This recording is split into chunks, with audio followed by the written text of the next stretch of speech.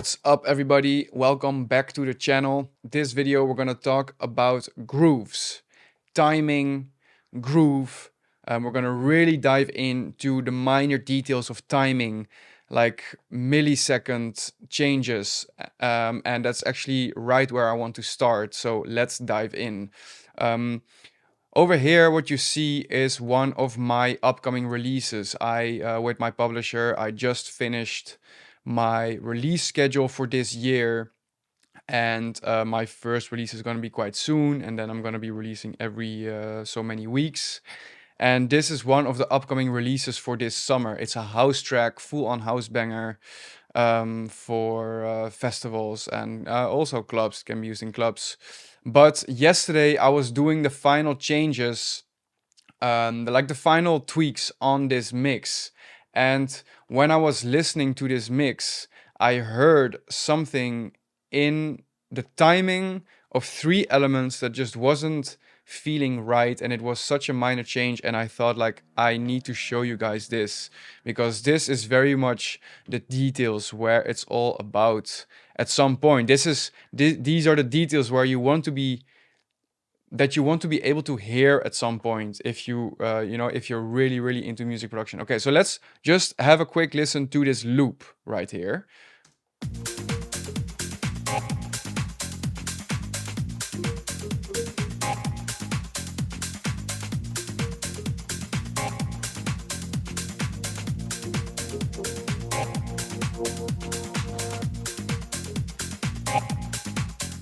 Okay, so that is the loop. And then I'll solo the elements where it's what it's about at the moment, because actually this one I can mute, and I'll just mute this one because the timing that I heard was something in the bass, this system 8 step, and the M1 little melody.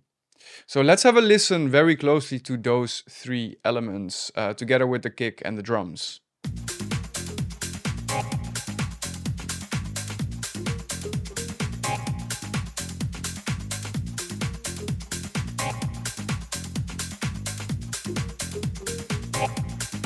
Okay, so what's happening? I'm curious if you guys can hear it. I don't bother at all. Like, if you don't hear it, I didn't hear it for the first 50 times that I listened to this track. I only heard it yesterday. I knew there was something, but I couldn't place my finger on it. And then I was talking a lot with Dan, one of the composers I work with, about micro timing, because he's so good at that. And then yesterday I was like, oh shit, that's actually it.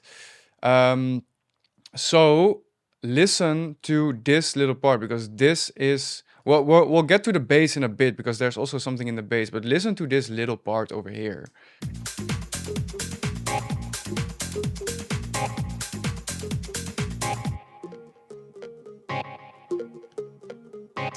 Okay, so what's happening is that this key over here, this hit, as you see, it has a bit of swing. It has just, it's dragging just a little bit off the beat, behind the beat, and that's really that's very much on purposely done, because this beat can very much lay back quite a bit. But then on this key over here, you see that it's actually rushing. And I mean, over here we're talking about, this is probably a tenth of a millisecond or whatever, but I did hear it.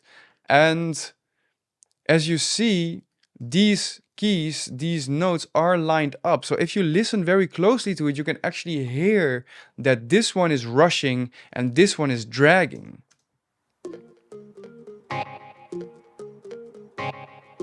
So I changed this little note to match the same timing as this one. So it doesn't have to be precise, but the point of this is, in a track, it's not often easy to drag and rush at the same time, because it gives a completely different feel. I'm not saying it's impossible. There's going to be some jazz musicians that are going to be that are going to be burning me on this, but for as far as I know, and in my experience, rushing and dragging is in one single track or in one single production often does not necessarily go that well together because it gives a completely different feel. If your track is very much laid back and, you know, very groovy in some sense, then it's probably very nice to drag a little bit in your track and have the timing a little bit later behind the beat. Once you're gonna start rushing, you're gonna start adding a sense of urgency in your track, which can be very well done in more aggressive tracks, you know. But having the same, those two elements actually in one track is not always the best. So let's have a listen to how it is now.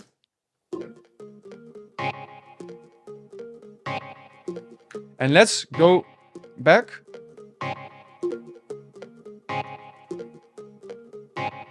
Do you hear it? I bet you guys do.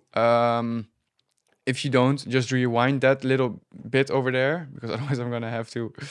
I always forget what the key is for, like, redo, undo on Mac, and I can't be bothered to look it up now, to be honest. So approximately here is where I had put it, and then I know that I have to duplicate it because over here is the same key. So that was the first two elements that in my ears were a little bit off the beat. And now let's take a look at the bass. Let's take a look at the bass, because on the bass there's also something happening that's just a tiny bit off beat.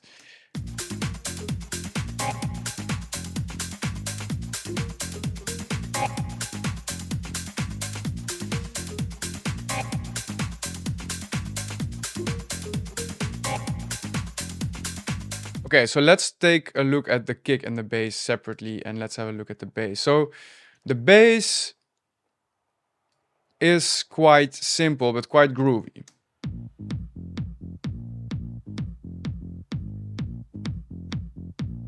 So the bass is almost two similar bars, only this one last note is 2 semitones lower in the second bar of this bass loop. But there's another difference, and listen closely and try to spot it.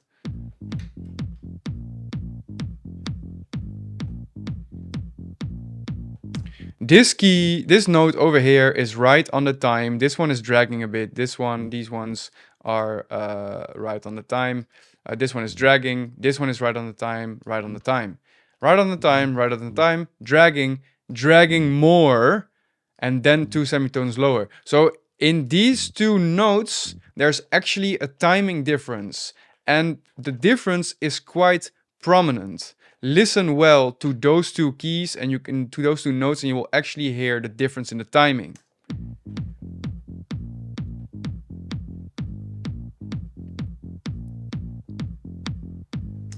And now, what I found yesterday was that this one is actually still a bit too early.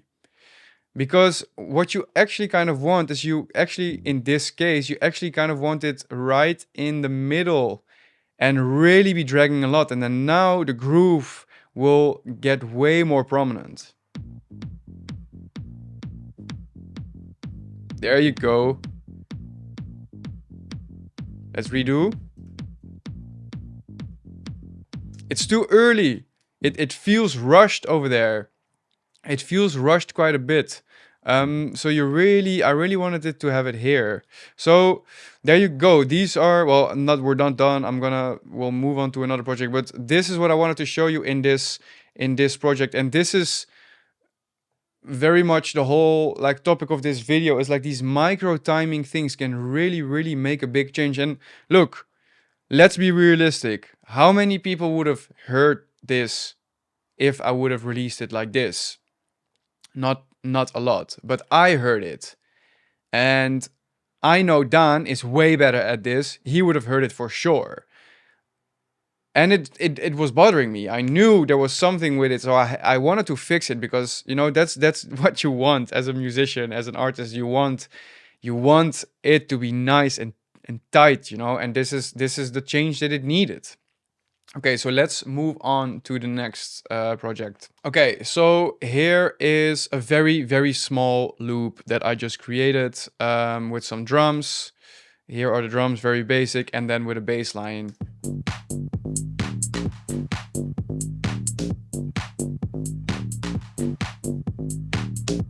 Okay, so that's the loop. For now, we'll mute the bass just for a second because I really want to have a closer look at those drums. And I'm gonna make the drum loop longer. I want a 4-bar loop, and we're gonna loop this. Well, maybe actually let's start with a 2-bar loop and then we'll duplicate it once we have made some changes.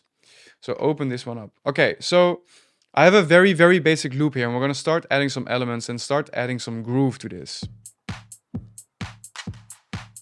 So we have a kick, a hi-hat, clap, very basic, like the traditional house rhythm. Then I have this clap effects with a delay on it right before the first count. And then I have on the same timing on the second part of the loop, I have just a snare.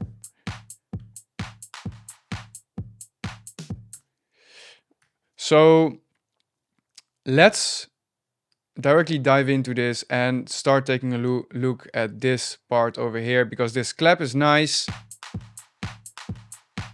but the timing just feels a little bit too boring. So let's start moving this one off the beat.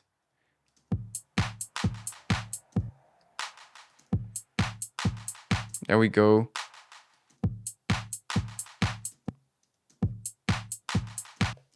Let's see how it translates with the bass.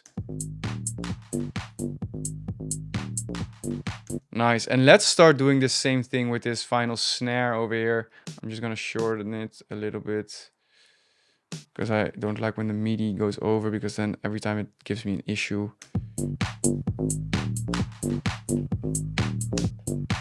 Do you hear that? Do you hear that difference? It's such a huge difference with the snare like this. Let's loop this. And with the snare like this. It's almost on the one, not really, but maybe we can have the drag a little bit less.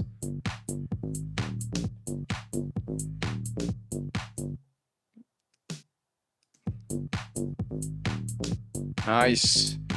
Okay, so let's start adding some elements. Let's see. We have a tom. Another snare. Let's start adding another snare. Maybe we can add a snare over here. I'm just gonna lower the velocity a little bit. Let's listen. Maybe here? That's the same timing. Yeah, right. It can actually be really nice. And then, oh, like this.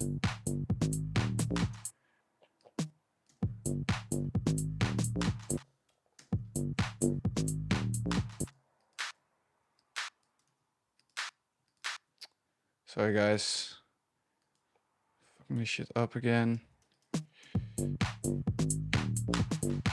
One doesn't feel right.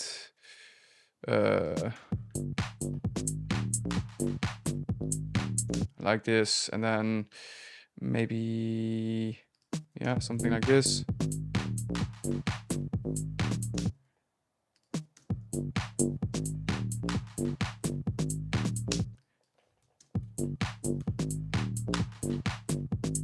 Okay, cool. And now let's select those snares and let's start adding some swing to it. Hey guys, if you like this, please give it a thumbs up and hit the subscribe button. It really, really helps the channel. Thanks a lot. And if you're a producer, beginner to intermediate, and you want maybe to start releasing, or you just had your first release, then check out the Production Blueprint online course. The link is in the description. It's an online course with 7 hours of content, 6 modules with full guidance on how to start the track up to the release point. So are you a producer who wants to start releasing, or you just had your release and you want to take music production a bit more serious? Check out the Production Blueprint. The link is in the description. Back to the video. So I have the swing added on 16th note. Now for those who don't understand how this works, I'll actually, because this video is about this, I'll actually explain to you how this works. So I have now the 16th note selected on the swing. which means once I will start moving those notes with the swing will be added on a 16th grid.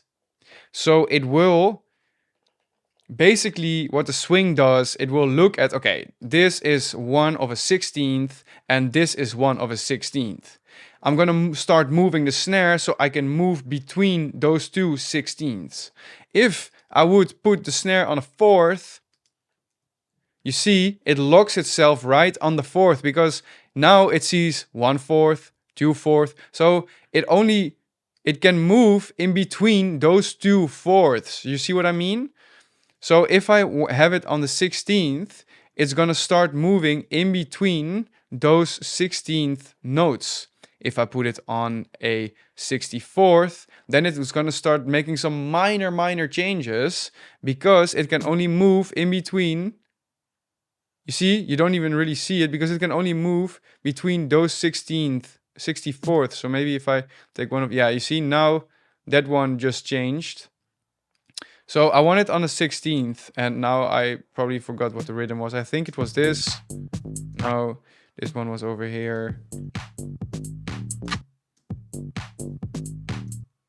Maybe actually...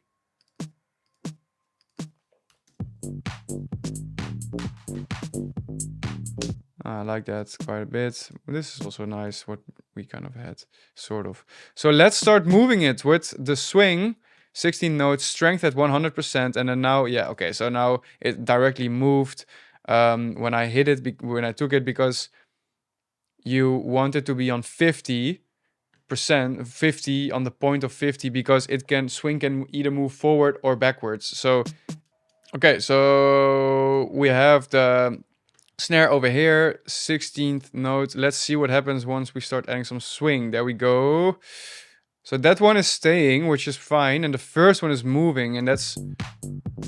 Hey, okay, maybe that's too much. Let's see if we do it less. Yes, there we go.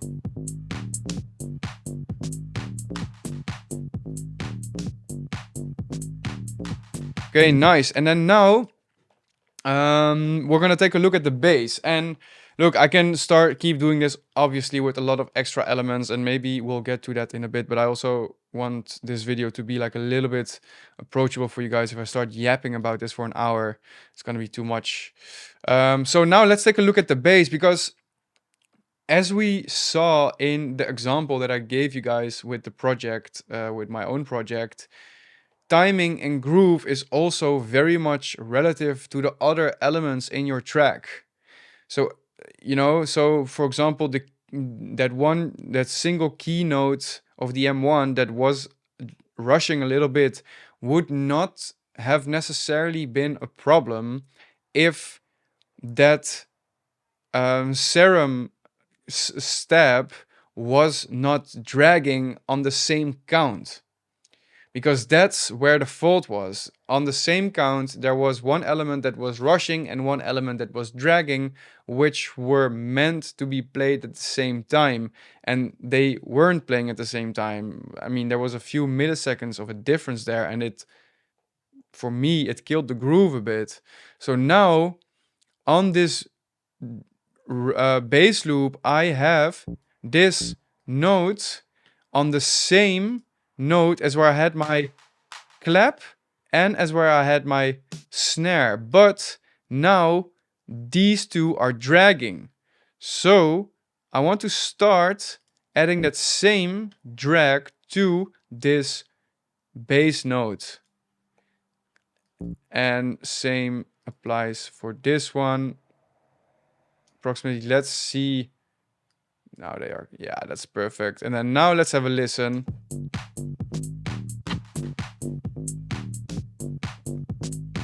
Do you hear it? And then now let me undo. It's definitely there, guys. It's definitely there. There's a pretty big, oh, that's the velocity. Pretty big difference over there. So let's start adding the swing again. I think it was around 70. Maybe this is dragging a bit too much. There you go. Maybe it's actually feels better.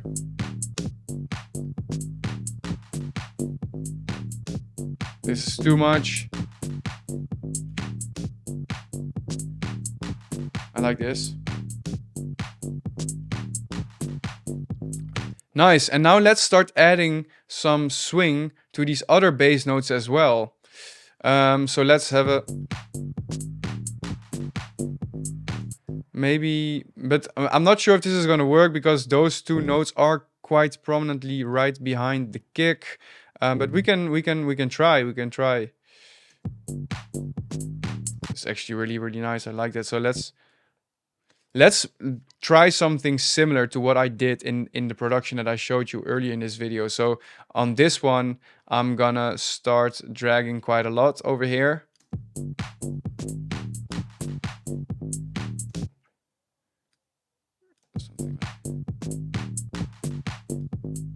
And then maybe over here we can drag. I'm not sure why this one won't drag. Maybe it's not in the 16th. But well, that's strange. It's not dragging at all. That is weird, honestly. Let's see. Still none, and 30th. Maybe, oh, maybe. No, it's not a 1. I don't know.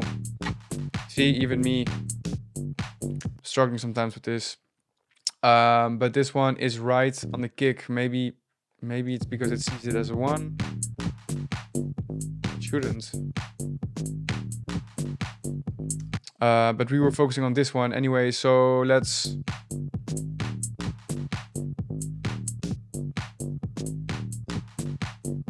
Okay, and let's actually maybe put this right on the hi-hat.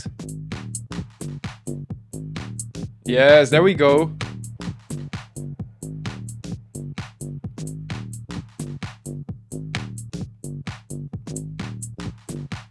That's nice. So you see that with those tiny changes, you can create a completely different groove, completely different timing,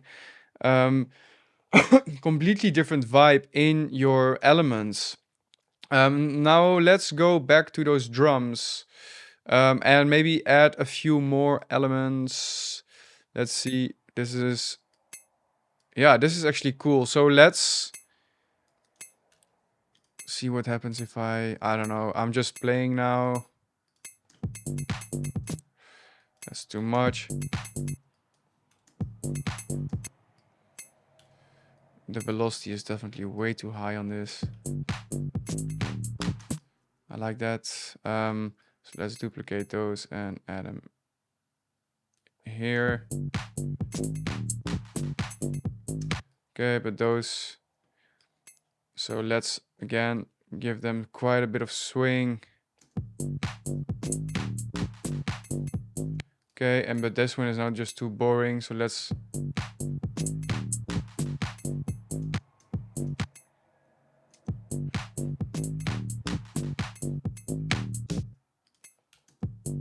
Maybe it's just once. And then here we can add something else.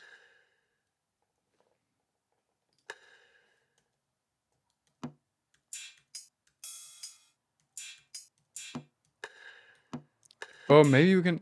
Actually, yes, we can start adding this shaker thing. Oh. So annoying.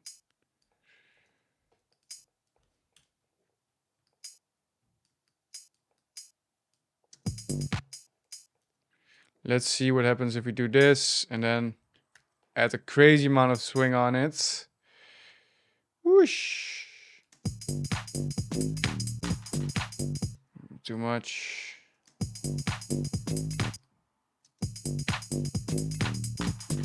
And now, obviously, there's also velocity coming into play. So let's delete this and let's have a look at this. And then I'm gonna lower this velocity and make a variety on it. And then now...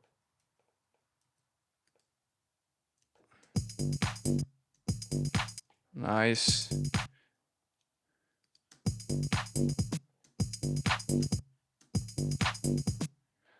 like it, but I mean, obviously guys, the beat is not the most spectacular, but this can be quite cool if we maybe put it here.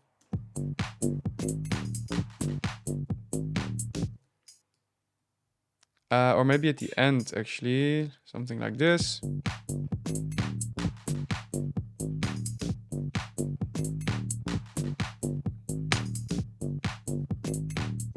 It's not bad. Let's see, what else do we have?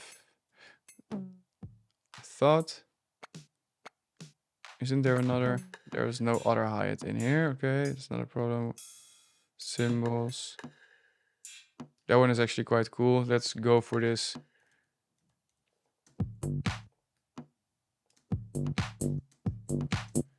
That is really nice.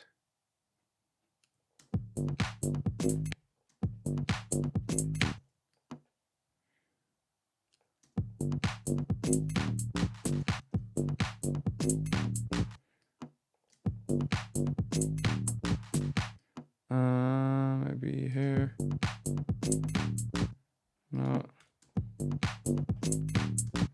I really like this over here, so let's add this one here as well.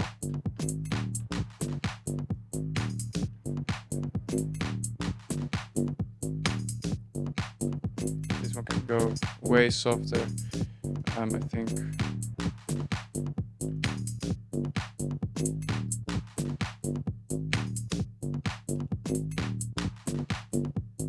Let's see this clap.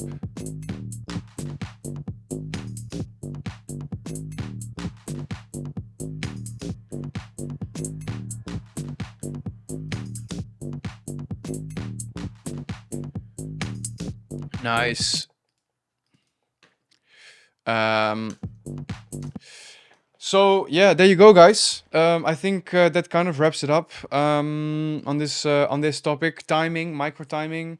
Don't overcomplicate this for yourself, but it's more of like start to realize how important these tiny things are. And I mean, I personally, I have really started to learn this in the past 2 years. Because I'm working a lot with Daan Herweg, and I mean, he's this crazy pop producer, songwriter, but he is originally a jazz musician.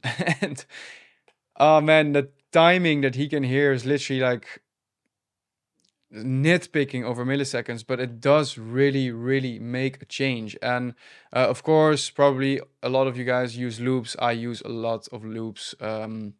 In the production that I showed you earlier, there are a lot of drum loops. In those drum loops, you don't necessarily have to add any swing. Often they're already... Sorry, I have to yawn. Oh, too much talking. There is already a lot of swing in those elements, but it's more of understanding how this works and how you can play with it, and, you know, really like get your mind off the grid and really start playing with those timing things. So yeah, there you go, guys. Let's wrap this one up, and I'll see you on the next video. Bye bye.